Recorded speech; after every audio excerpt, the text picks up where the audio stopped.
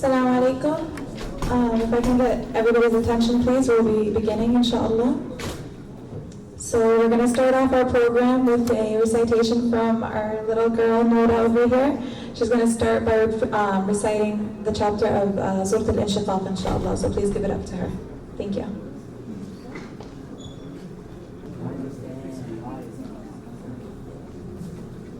أعوذ بالله من الشيطان الرجيم بسم الله الرحمن الرحيم إذا السماء انشقت وأذنت لربها وحقت وإذا الأرض مدت وألقت ما فيها وتخلت وأذنت لربها وحقت وإذا الأرض مدت وألقت ما فيها وتخلت وأذنت لربها وحقت يا أيها الإنسان إنك كادح إلى ربك كدحا فملاقيه فأما من أوتي كتابه بيمينه فسوف يحاسب حسابا يسيرا وينقلب إلى أهله مسرورا وأما من أوتي كتابه وراء ظهره فسوف يدعو ثبورا ويصلى سعيرا إنه كان في أهله مسرورا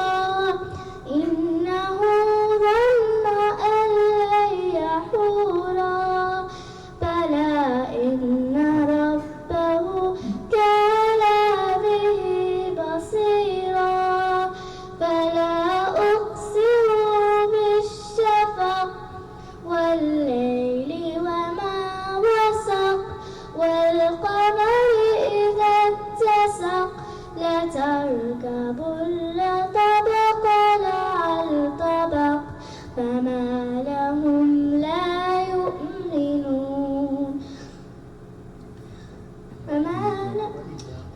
وإذا قرئ عليهم القرآن لا يسجدون بل الذين كفروا يكذبون والله أعلم بما يوعون فبشرهم بعذاب أليم إلا الذين آمنوا وعملوا الصالحات لهم أجر غير ممنون. Thank you, Noda. Can I please give it up for Noda and beautiful recitation? So we're going to have a quick translation, inshallah, of the chapter that she recited, but not the entire chapter. I'm just going to do a quick one. When the heaven bursts asunder and obeys its Lord, and it must, and when the earth is stretched and casts forth what is in it and becomes empty, and obeys its Lord, and it must. O man, surely you must strive to attain to your Lord, a hard striving until you meet him. Then, as to him who has given his book in his right hand, he shall be reckoned with by an easy reckoning, and he shall go back to his people joyful. And we ask, inshallah, that Allah makes us all receive our books in our right hand, Ya Rab. And the next thing is, inshallah, we're going to have an opening speech by our one and only most beloved sister Malika McDonald. So please give it up for her. Thank you.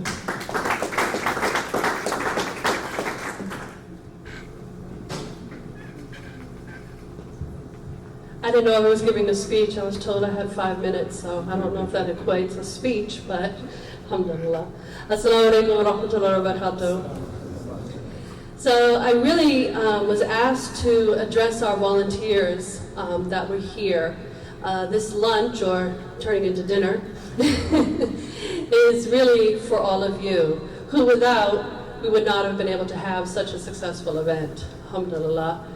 That was first by the mercy and blessing of Allah, but it was really your volunteering that helped us to be able to orchestrate such an event, so alhamdulillah. And I really wanted to put an emphasis on that volunteering, which I don't think, when people volunteer, they really don't think about the impact that that has, or that maybe supervising young people playing in a bouncy house or helping to set up tables, does this really change the world? What do you think? It does.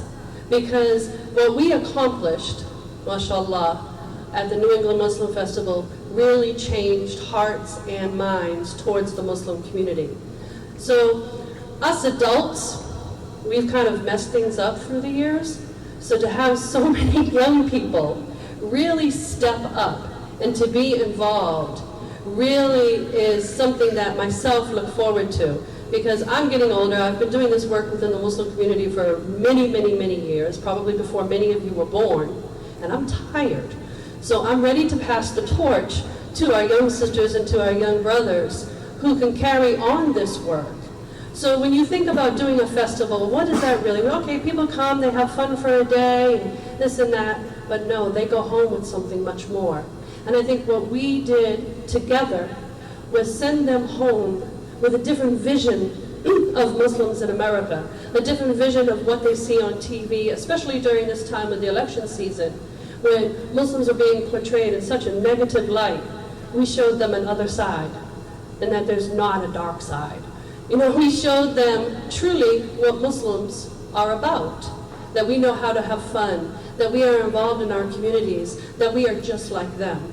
So I'm hoping, just as those that came to the festival went home with so much more, that each of you, especially the young people in this room, that you take that vibe, that sense that you had at the Muslim festival, if you take that vibe back into your community, back into your schools, into your classrooms, amongst your friends, we really can change the tide of America today, when we all get to know one another. See, us, as I said, you know, us adults, we waited too long. We waited too long as a Muslim community to really get involved in our communities, to where people are able to form these negative, you know, visions of us, images of us. But for you, it's not too late. For you, you have a huge responsibility, whether you realize it or not.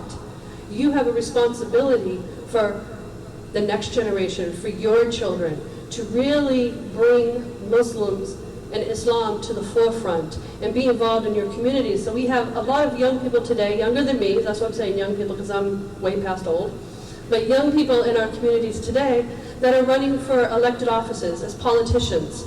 I mean, just as we had our first black man as a president, we could possibly have our first woman as a president, so why not a Muslim? Why not a Muslim? We should have a Muslim president right here in this room, inshallah. And this is what the festival accomplishes. It brings us into the forefront where we are developing relationships with our neighbors side by side. Inshallah, this is something that I would like to see grow in the future, that the Muslim festival is something that other communities come and be a part of. But we have to start somewhere. And mashallah, we started with a bang. We expected maybe 1,500 people. We had about 3,000 people. So next year we're aiming for 6, inshallah. So really, don't worry, we'll get security. And buses, inshallah. But once again, it doesn't have to stop there. We don't have to wait to next year. We don't have to wait to next year to show others who we truly are as a people. It starts now. It started yesterday. When you go to school tomorrow, when you go to work tomorrow, when you're around people who are not familiar with Muslims, we have every opportunity to be able to show people what Islam is. And that's not through going out and preaching on the corner. It is by example. It is about why we show others. You know, I tell people all the time, alhamdulillah, I'm very, very blessed. I'm very blessed in my work that I'm able to serve others. But you all don't have to be in a position where you're serving others. You all are in a position and responsible to Allah for your actions and what you show other people. So just by being courteous and opening the door for someone in a grocery store or at a bank, you know, helping someone with their homework who may be struggling, this is Islam. This is showing people Islam and who Muslims are. So we really wanted to, this afternoon, really thank you. We hope that you will be a part of this again, but also moving forward, really bring that message. The unity that was felt during that festival was beautiful, mashallah. So if you can bring that message, that feeling, that vibe into your day-to-day life with others, change is possible. Change is possible, inshallah. So we wanted to thank you. We wanted to thank the Mayor of Malden and the Chief of Police for allowing us to have this festival.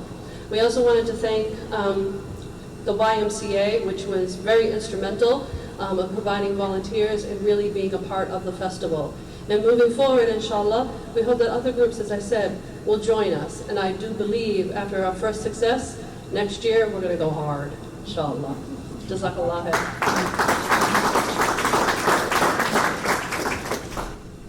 Alrighty, so we're going to call on Brother Muhammad Shalidi to present our humble gifts to our city officials that were out there supporting us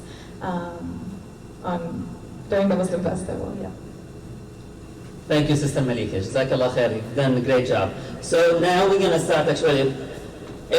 Everyone in this room contributed significantly for the success of this event. So thank you so much, guys. We cannot say thank you enough. You've done a great job, and inshallah we'll see you actually carrying this over for many generations to come, inshallah. Now there are special people who did special work in this event, and we'd like really to thank them specifically, kind of like give them our thanks and appreciation.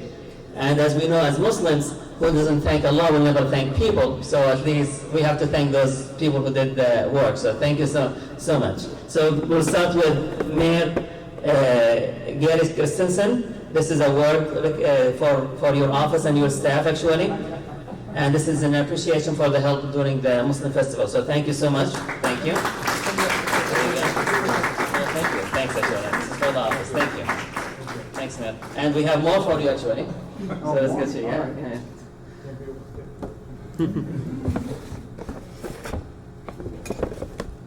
So this is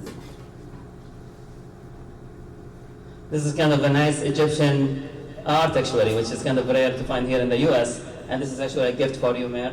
Thank you so much. Thanks.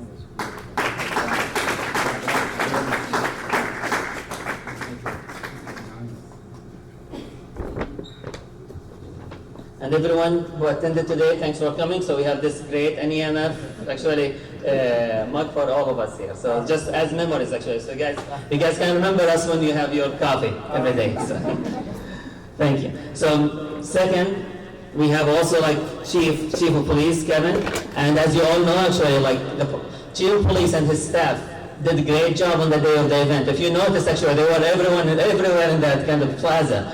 And we thank you so much, Chief Police, for keeping Malden safe in the first place, also keeping our kind of visitors on the day of the event safe. Thank you so much. Thanks. And we also have another nice actually art, Egyptian art for Chief of Police here. So this is kind of Ramses, one of the big pyramids in Egypt. So thank you so much, Chief. Thank you. I just want to take 1 minute. I think I'll probably say something that the mayor and I have been saying. When we were invited here and we were told it was to express gratitude to us, we wanted to decline because you don't have to thank us. It is us who thanks you. And I actually got into a little bit of a theological debate with Brother Hamid, and he told me that in the Islamic faith, giving gratitude and thanks is an essential component. And I came back with a Christian rebuttal where I said, if I get my reward in life, I don't get it in heaven. But I wanted to be diplomatic, and he won the argument on that one. But I'm very glad to be here. But I want to say sincerely, from me and the mayor, It is our honor that Malden was the place where you did this, but I can't think of any other city where this should have happened, could have happened, and in the future will happen. It was a great tribute to you, and I will tell you on behalf of every police officer that worked that day, overwhelmingly they said it was a rewarding experience, an enriching experience, an enlightening experience, that they came away with a better knowledge and appreciation of who you are and what you do and what you bring to the world, to the state, and to the city, and to all of us. Thank you. Thank you, Kevin. It's a great honor to be also having this event here in the city of Malden. Give it up to the Chief of Police and the Mayor here. Thank you. We also would like to recognize a special group who came the last minute actually and saved us.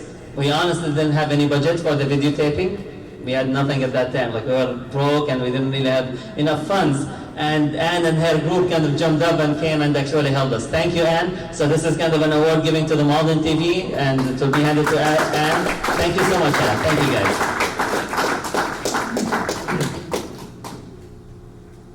Thanks, Anne. Thank you so much. You're welcome. No, thank you. Thanks, Austin. Thank you. And this is Anne. We have a bag here too. Thanks, and also we have a bag for you when you leave. Thank you guys. Thanks. Thank you all. Thank you everyone. So we're done here with the events and with the gifts, and we have Dahlia. Alrighty, so now the best part. We're about to head over to eat. So let's have the women all line up to my right, please, and start grabbing your food. And inshallah, we will have a little bit of a spiritual song going on while we're eating, so we can enjoy that while we talk and socialize. Thank you so much.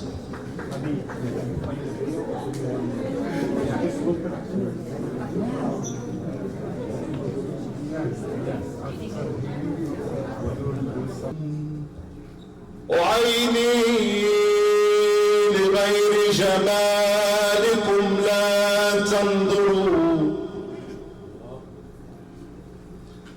وعيني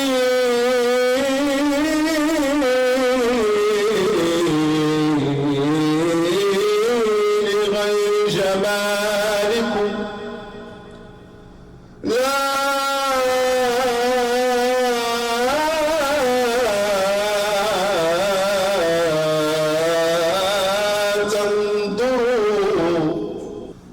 وسواكم في خاطري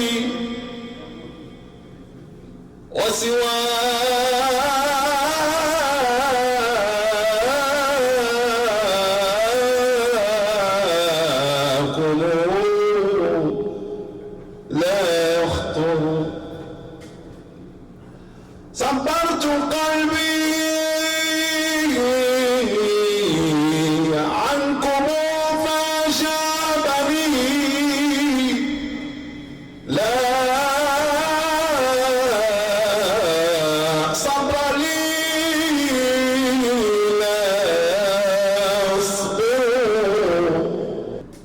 صبرت قلبي عنكم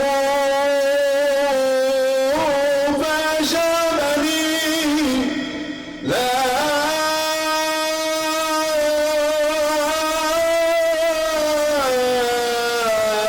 صبر لا لا لا لا لا لا لا لا لا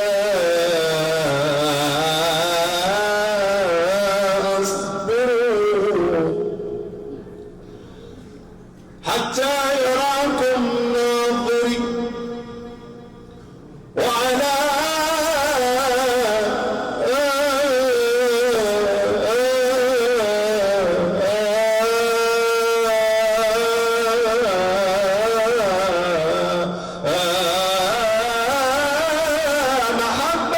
محبتكم أموت وأحشر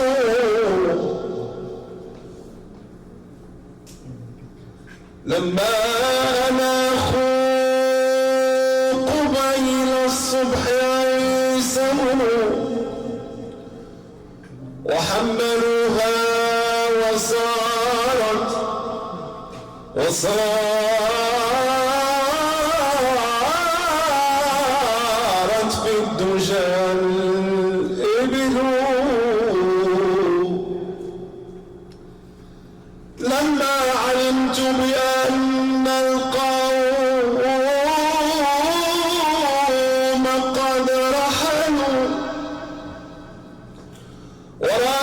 يقدر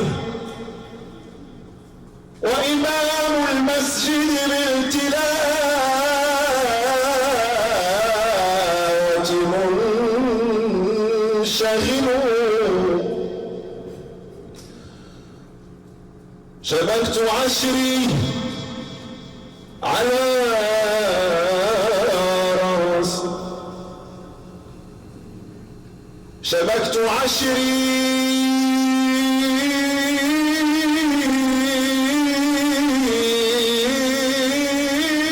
على رأسي وقلت له يا إمام المدينة هل مرت بك الإبل فهنني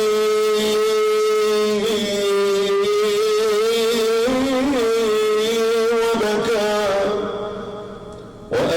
وأنني وشكى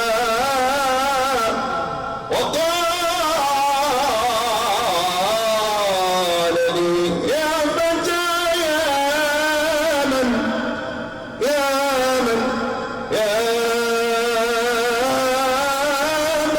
ضاقت بك الحيل إن البذور اللواتي جئت تطلبها بالأمس كانوا هنا واليوم قد رحلوا أقول عند اللقاء قلبي يا قلب افرح هذا نبي يا قلب افرح هذا نبينا أقول عند اللقاء قلبي يا قلب افرح هذا نبينا يا قلب افرح هذا نبينا فهو ابتغائي أغلى مرامي وهو المشفع بالحامدين وهو المشفع بالذاكرين وهو ابتغائي أغلى مرامي وهو المشفع بالحاضرين وهو المشفع بالحاضرين فاجري هلانا في دنيانا فاجري هلانا في دنيانا فاجري هلانا في دنيانا فاجري هلانا في دنيانا وانسوا حياتي ونور أماني بالإطار حبيبي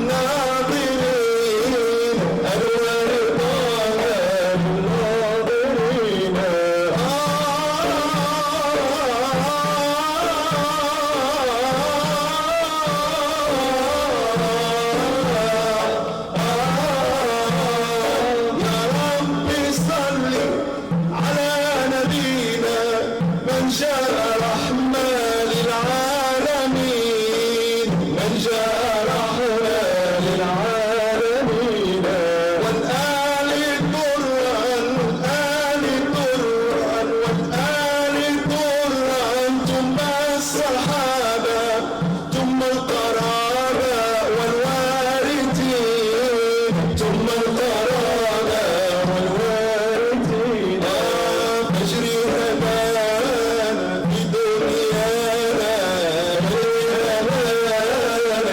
دنيانا سير حياتي ونور أمان بقضى حبيبي الغالي طمن قلبي وريح بالي بقضى حبيبي الغالي طمن قلبي وريح بالي بقضى حبيبي الغالي فاجري هنانا في دنيانا فاجري هنانا في دنيانا فاجري هنانا في دنيانا فاجري هنانا في دنيانا انسي وحياتي ونور اماني بقربها حبيبي الغالي.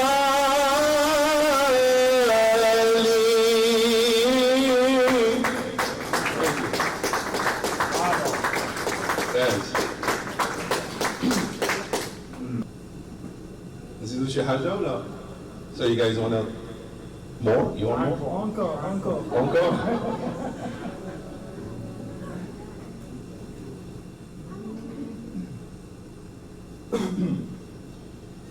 تتزاحم التيجان عند عتابه شرفا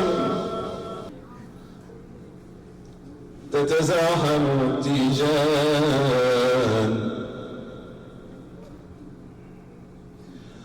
تتزاحم التيجان عند عتابه شرفا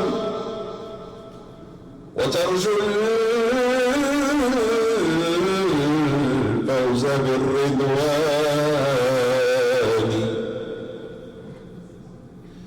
حار الأنام في وصف أربع حروف حار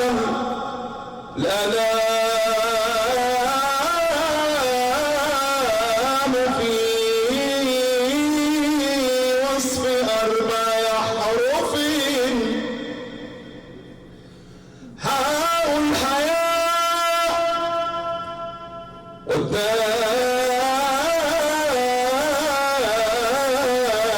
والدال والميمان مهما شاد المادحون في مدحه وأطربوا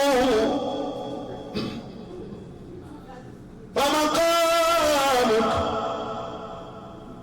مهما شاد المادحون في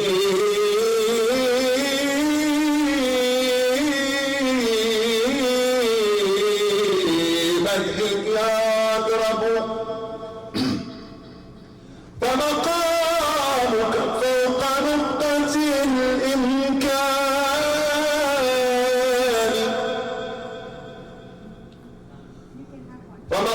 فمقامك فوق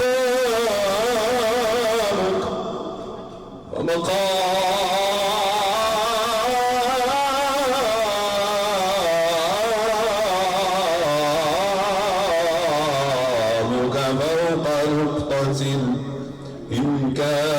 الإمكان صلاة ربي بالجلال على النبي ماحي الظلام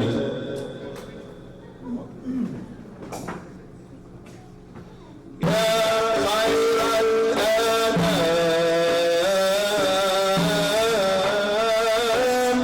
يا بدر التمام يا طه أنت نور العين يا سيدي سيد الضرائب سيد الضرائب يا رسول يا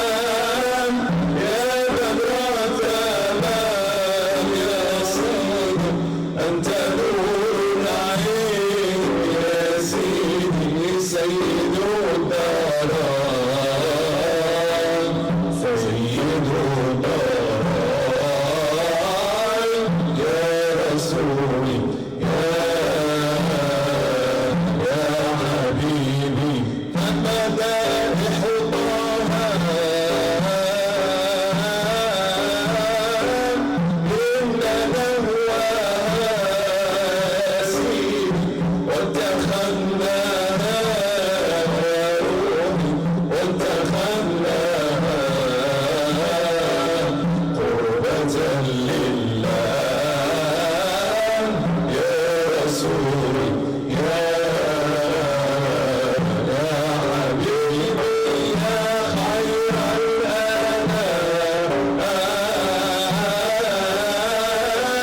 يا بدر التمام يا صبر أنت نور العين يا سيدي سيد الضراي سيد الضراي يا رسولي يا حبيبي ذكرك ابتهاج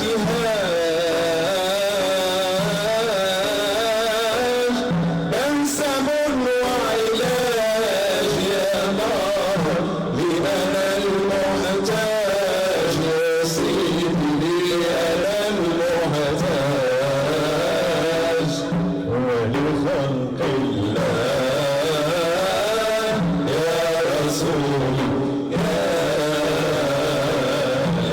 حبيبي صلاة ربي بالجلال على النبي محب الأم صلاة ربي بالجلال على النبي محب الأم صلاة ربي بالجلال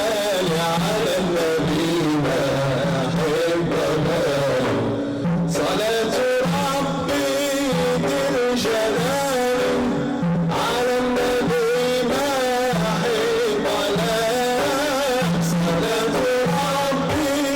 الأم صلاة ربي بالجلال على النبي محب الأم صلاة ربي بالجلال على النبي محب الأم صلاة ربي بالجلال على النبي محب الأم صلاة ربي بالجلال على النبي محب الأم صلاة ربي بالجلال على النبي محب الأم صلاة ربي بالجلال على النبي محب الأم صلاة ربي بالجلال على النبي محب الأم عظموا بين البرايا هدينا محب الأم صلاة ربي بالجلال على النبي محب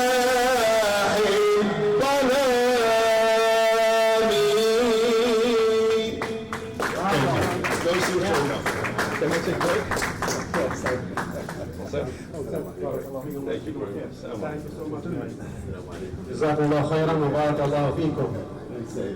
Now for the most exciting thing for volunteers. Ready guys? We're gonna do the raffling the Turkish airline ticket. Ready? Who wants a ticket? No one? Nobody wants a ticket. Okay, let's go home then. Should we do a big volume? Well, let's do this, let's do this, let's do this. There's names here, names there. Pick a name. Ooh, the suspense. Ooh, he's here. I know he's here. Who's this guy? Omar. Hariri, Omar Hariri. Ah, here's he. Omar Hariri, he's the airline ticket guy. Okay. I don't have it with me, but we'll... I'm your teacher, come on. you're his teacher? Okay. Inshallah. Yeah, Sheikh, تعال. He won a ticket. He can go anywhere in the world with his parents, inshallah. But I mean, he ticket for one person only. Only one person, not his parents. جزاكم الله خيرا بارك الله فيكم سبحانك الله وبحمدك. I think there's an announcement, right? And could you please help us with cleaning up? And we need to leave. Jazakumullah khairan. Welcome. Thank you, Mr. Mayor. Thank you, Greg from YMCA. Thank you, Ann. Thank you, Kevin. Thank you for this lovely lunch. It was very special. Anyway, I just wanted to offer an opportunity. I know the Muslim Festival was in part to share a little bit about the culture and sort of have a community experience. And I am coordinating an event on November 5th, which will offer that same opportunity. It's a concert and exhibit, and also an invitation to the public to share a tribute to a friend. And this will be at the high school here at the Jenkins Auditorium. And I'm definitely looking for volunteers, but at the very least, I would love for your attendance there. And it will be, as I said, an exhibit. So from 4 to 6, you come, look at the artwork that was inspired by the music, and then there will be a short play that depicts the life of the composer of this music, and then there will be a concert by a Malden resident who is a world-class pianist from the Republic of Georgia. And I can guarantee this will be like no other event that you attend. But I would love to have you as volunteers. If anyone is interested, just come see me, and I have cards too. So thank you so much for allowing me to invite you.